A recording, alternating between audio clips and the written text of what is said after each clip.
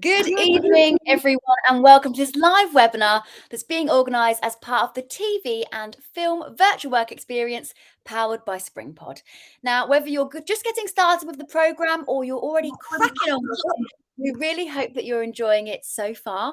And do remember, if you have any questions or you need some extra support from the team, we are always happy to help. You can seek that advice or support by pressing the green chat icon at the bottom of the platform. Now, before we get started with today's webinar and before I introduce our special guest, just a few things to run through. The talk today will last around 30 to 40 minutes. If you have got any questions during the presentation or during this webinar, please make sure you ask away. This is your opportunity to learn from an expert who is in your chosen field. So make sure you make the most of that. You can do that by using the Q&A function on your screen. Because we've only got a short amount of time with our special guest today, if you see a question that someone else asks that you think is a really, really good question that you want to know the answer to as well, press the upvote button and that will move that question to the very top of our list. And those ones will be our priority to answer for you today. Now, enough from me. Let's introduce our special guest today. His name is Tom Morgan. He is the Head of Client Services at Envy Post Production. Hello, Tom. How are you? Hi there. Very well, thank you. Thank you for having me. Oh, it's lovely to have you here. I did forget one thing before we move on. This is being recorded. So if you need to leave halfway through because your mum or dad call you for dinner, you can come back, you can watch it again. It will be attached to the relevant module within 24 hours. Right, Tom, it really is over to you now. I believe you've got a video to show us. I do, yes, I do. Here we go.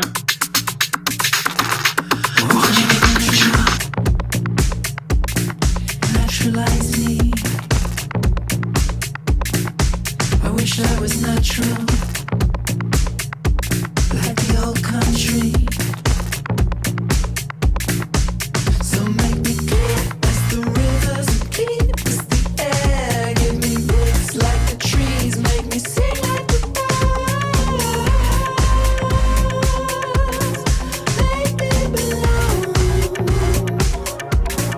Won't you make me clear as the rivers and clean as the air? Give me roots like the trees, make me sing like the birds.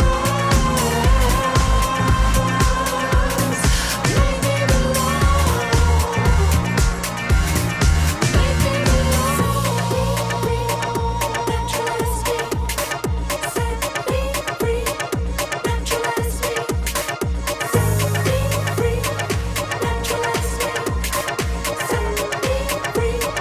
naturalize me, 'cause I never had the bloodline. No, I was never clean. Sure, I can sing the right words, but I never know what they mean. So make me clear as the rivers and clean as the air. Give me roots like the trees, make me sing like the birds. Make me belong. Won't you make me clear as the rivers and clean as the air? Give me roots like the trees, make me sing like the birds. Make me belong. Set me free, naturalize me. Set me free, naturalize me. Wow. Very, very cool video. Tom, talk us through what we just watched there. So that was our advertising show reel. And what we do as a company, as a post-production house, is everything from the moment a piece of work is shot on camera, everything after that until delivery, whether that's to a cinema screen, online, YouTube, to a broadcaster such as BBC One, Channel 4, Apple TV, Netflix, all inclusive. So that show reel specifically was for the advertising work that we do. So all the branding, sort of, automotive work, commercials, the idents, and all the promos that you see there are all work that we've done in the last 2 years. And in terms of we call it long form, so the longer form work, like TV series and documentaries, we do, I've got to be careful what I can say now, because I've signed NDAs. Things like Top Gear, Gogglebox, The Voice, Too Hot to Handle. That should give you an idea of the kind of stuff we do. So with all these different things that you guys cover, from cinema to advertisements to shows like Gogglebox, do you have Yeah. different teams within Envy that deal with those, or do you all just deal with everything?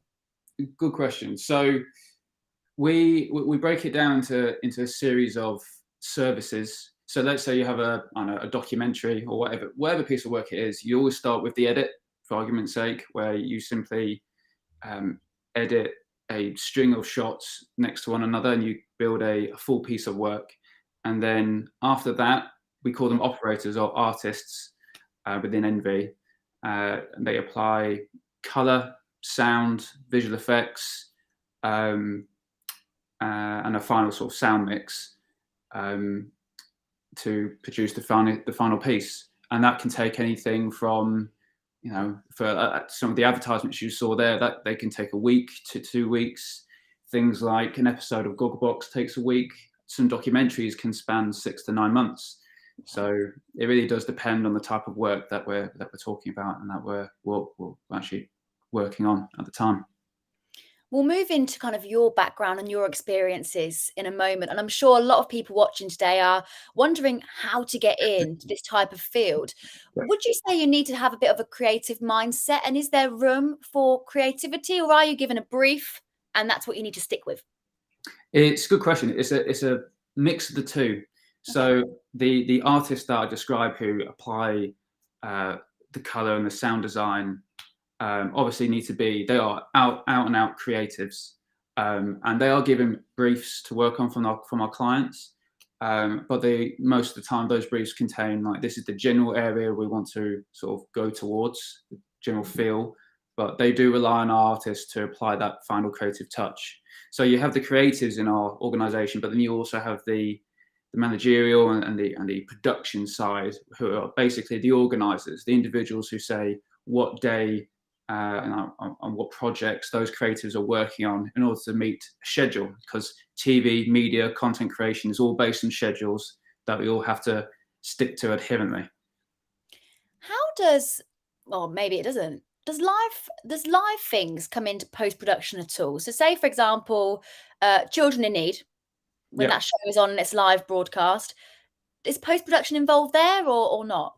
Not necessarily. I mean, if you think back to, they will show you what they call VTs, which are clips essentially, which are prepared in post-production, previously, that they just load up. But when you're watching a live feed of anything, there's what we call a gallery behind the scenes, and within that gallery, you have a team of engineers, operational staff, individuals who are basically saying there's multiple cameras on the studio, let's say, and there is also almost like an orchestrator who says, okay, switch the camera 2, move to camera 4, load VT in 30 seconds. So that's a slightly different ballpark to what we do within post.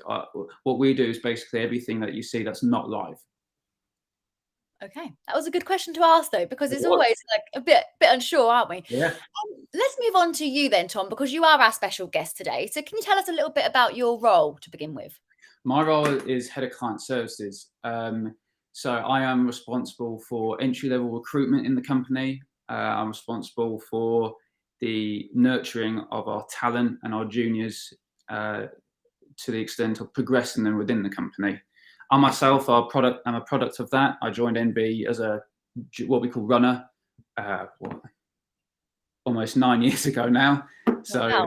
So it's been a long time. And my predecessor back then sort of guided me and nurtured me, and I was given the adequate training to move into a few positions, but into the one I am now as well. So the ethos of Envy is all about finding new talent from every walk of life, from every level, whether that's, college, university, masters, wherever. We're looking for a particular creative talent, and we are focused on nurturing them and progressing them from the ground up. When you first started in your role, Yeah. as a runner, can you just explain, because I don't know if people are aware of what a runner's role entails? Sure. So a runner, to generalize it, a runner is the oil that sort of slicks the machine of the industry, whether that's production, post-production, and like set, stage, or studios. You will find runners in across the industry. For the sector that I work in, specifically post-production, the runners, we all work in facilities, post houses. So it's essentially an office with a lot of different rooms, a lot of server and rack rooms, lots of different suites with different types of projects going on. So the runners essentially support staff and clients with what we call media logistics, which is basically a fancy way of saying taking media from point A to point B. It's a lot more complicated than that, and there's a lot of training that goes into the runners and their understanding of the complex systems we have that sort of navigate and police where that data is going and where that media is moved to. So that's the runner's key responsibility, looking after media and moving it from point A to point B. And then hospitality, teas, coffees. I asked the runners to go and find some sand, because we needed to record some Foley, which is basically we had to record sand hitting metal. Right, okay. Because the audio artist wasn't happy with the pre-recorded sounds in the library that he already had. So he wanted to record his own version of it, and asking the team to try and find sand in a central London location was an interesting one. So that's my point to that, is that's in one of those ad hoc tasks, the random things that runners get asked on a week-to-week basis. So that would require so many different skills, like adaptability, Yep. able to communicate, being flexible, maybe not as easy as an entry-level job as people may think. Now, a lot of our audience always want to know about the different routes into what you're doing. Did you study at university or anything beforehand? Do you think that's necessary in this field? It's a good question. So typically, I say the majority of the runners that I hire have been to university and they've got a degree. However, it's not a prerequisite to getting the runner position or breaking into the industry in the first place. You could have studied media at college. Any kind of creative subject is applicable. Any type of creative output that you have, whether it's an Instagram page, TikTok account, YouTube channel, wherever it is, if you have plenty of creative output and you see yourself as technically savvy, because it is a very technical side of the industry. We use a lot of high spec and high caliber kit in terms of hardware and software. If technology doesn't scare you and you embrace it and you're an individual who likes to learn more, it's definitely something you'd consider in terms of a career. So you said at the start of talking about your current role that you help people who are coming in at entry level and you Yep. help them progress. So we've spoken about runner as a role. What other roles are there for entry level? So most individuals start as runner, and then you work up your way to what we call a junior assistant role, which is that kind of depends in the direction you're going. So if you want to become a color grader, let's say, you come in as a runner, you'd move your way into the what we call the online department, and you would start sort of ushering you towards the pre-grade and the online prep work, and then you sort of make your way into what we call the machine rooms, or MCRs, where a lot of the support work is completed for all the color grading suites that we have around the company. And those support staff in the MCR are essentially individuals working their way up to the color grader position. And that is basically the same thing across all the other departments, whether that's audio, visual effects, offline editing. You essentially move your way from runner into machine room, spend a year or two in those departments cutting your teeth, getting to know sort of the workflow and the technology required to then progress up the ladder to the next level. That progression that we're talking about, is that in the industry as a whole when it comes to post-production, or does that apply mostly to Envy post-production? I'd say you'll find generally the same form of progression across any post house. It's just where Envy's popularity comes in with the fact that our focus has always been to the juniors, to the runner level, and then moving those individuals up. So we very rarely, only if we have to, try and recruit for anything like more senior than a runner or a junior role.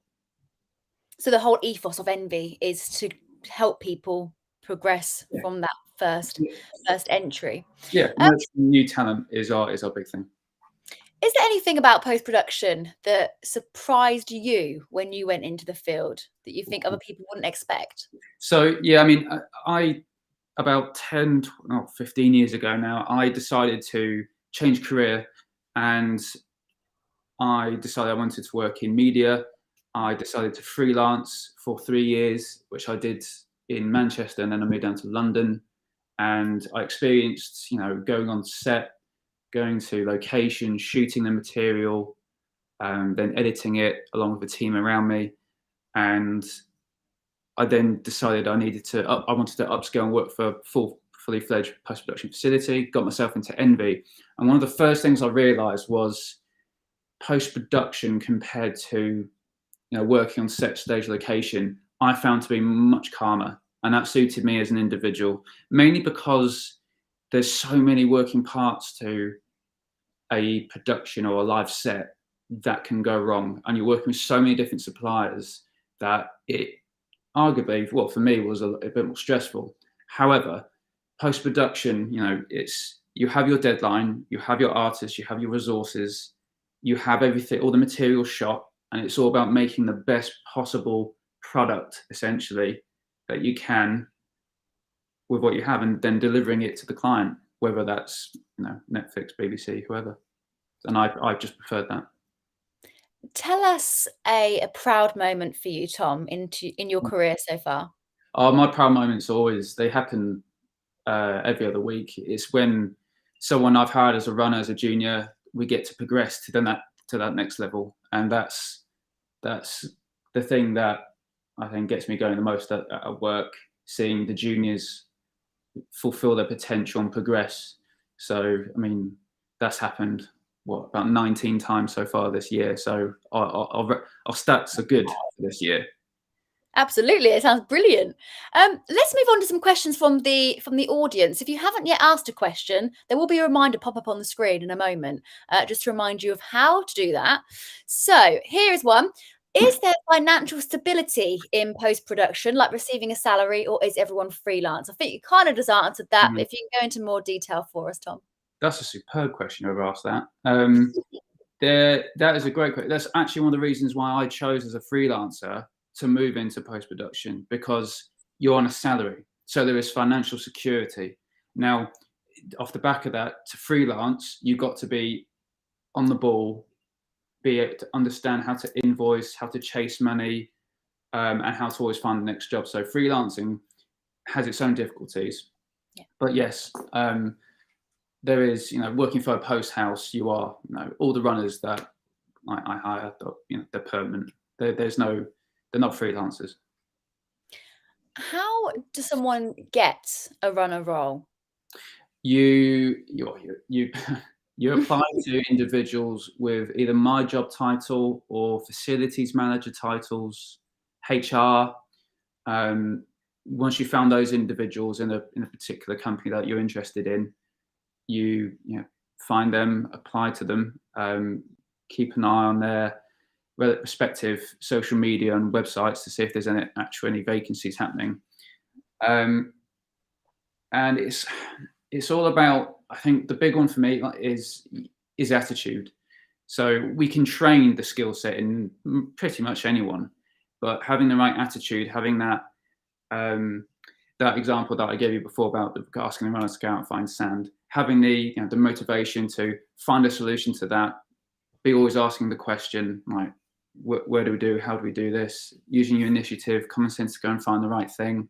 That's what we're looking for. We're looking for people who have drive, have the resilience to push themselves through what is an extremely competitive industry.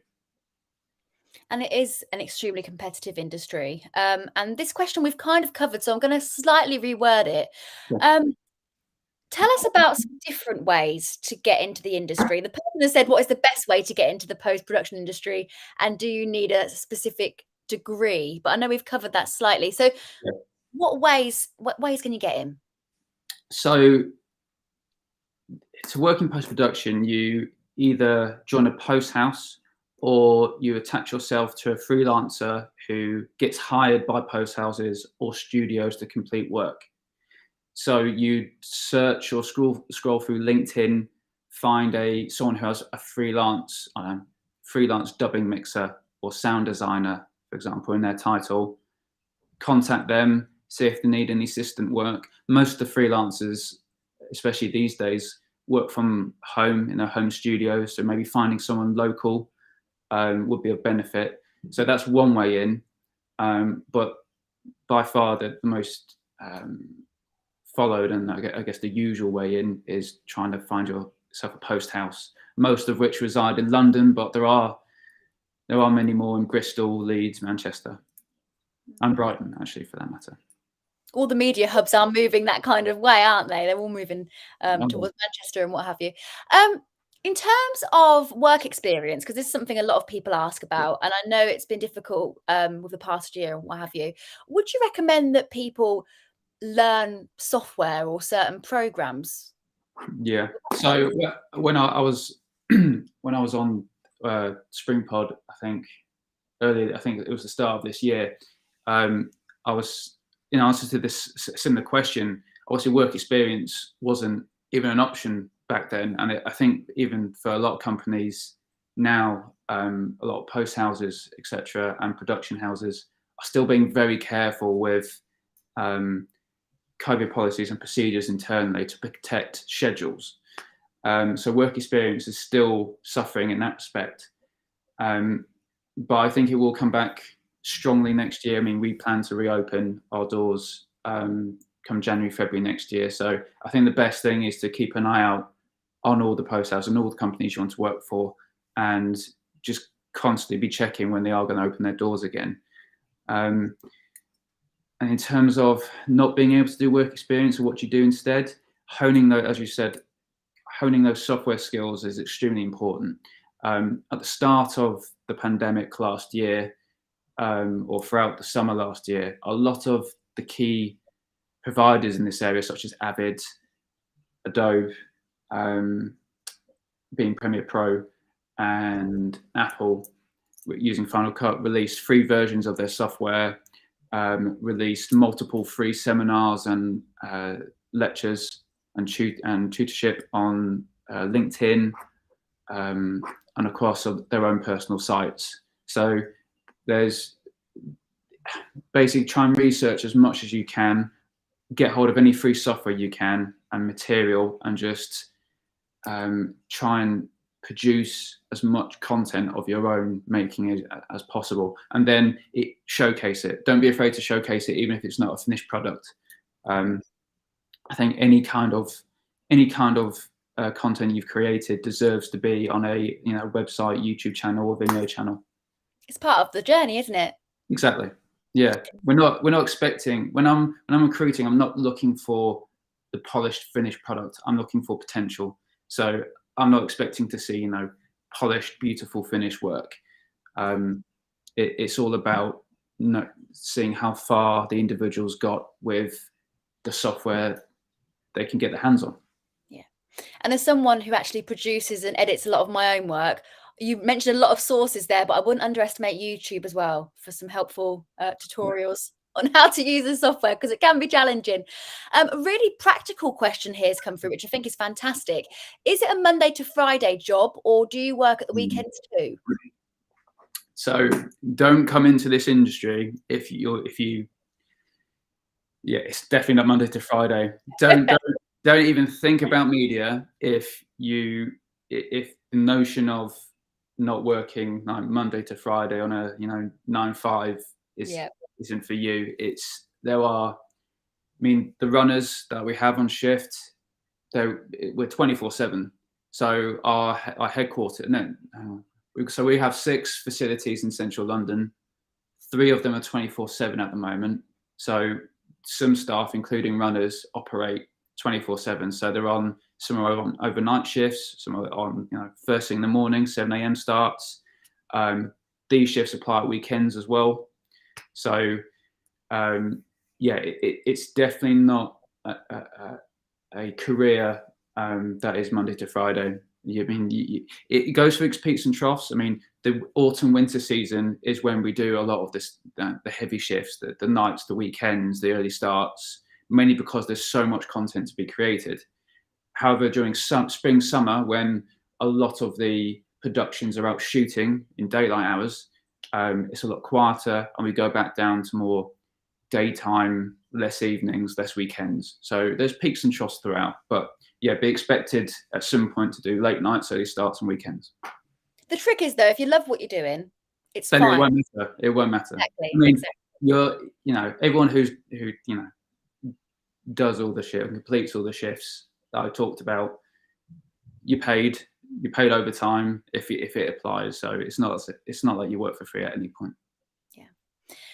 What is the best way to progress into more advanced job roles? I know you've said earlier about how someone's attitude is so important, their willingness to listen and to learn. Is there anything else that you'd say would support someone with climbing the ladder as such?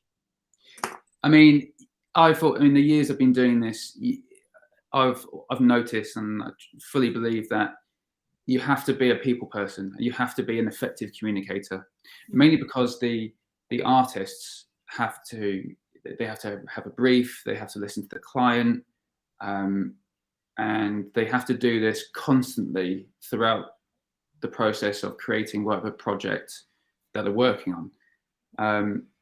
You can't be expert, let's say, on a software like Avid, but be a poor communicator. You won't progress that way. You need to be able to have a fine-tuned balance of the two, because in terms of creativity and communication, the slicker it is, the faster you can get the ideas of a director or an exec producer who's commenting behind you on the sofa about the look and feel of a particular project. The sooner you can translate what they're trying to get over to you and apply that to what is on screen, the more effective and complete an artist and operator you're going to be. So having a well-rounded balance of the two is something I definitely advise. And in terms of progressing, you'll never be fully trained, so it's all about keeping on top of the software as it adapts and continues to improve year on year, and taking account of new technologies as they arise. But how exciting that it's constantly evolving, so you can constantly grow and learn. Yeah, it's a nightmare to keep up with it, if I'm honest. It's like all these new iPhones keep coming out every year. No one can keep up. Yeah, I mean, you're going from 4K. I mean, 8K TVs will be a standard soon, won't they? Yeah, so, absolutely. Is there a certain genre or type of project that is more fun or more difficult to edit through the post-production process? I imagine that is kind of a personal preference. Totally. What would you say?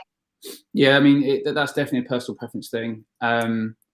I think it depends on you as an individual. I mean, and this is a conversation I have a lot with runners and the juniors when they come in to establish what area they may want to progress and sort of what career path they want to go down. Because if you like to work on, let's say, multiple projects in the space of a month, and you like quick turnaround and you want to be working on something brand new week to week, then you're probably looking at short form advertising kind of work, like working with brands, commercials, idents, promos, that type of thing. But if you'd like to really get stuck into, the look and feel of a project, and you want to deliver something that is a long form piece of work that has a proper stamp and a feel to it, like a documentary, let's say, then you're probably more suited towards long form work. Tom Morgan from Envy Post Production, thank you so much for your time today. It's been really, really insightful, and that show reel you showed us, very, very cool. Loved Thank it. you. Cheers. Thanks for having me. Thank you, everyone who asked your wonderful questions. They were fantastic. And for you watching at home, remember to submit your workbooks by the 12th of November so that you're eligible for your certificate. And have a lovely evening. We'll see you soon. Bye, Tom. Thank you. Cheers.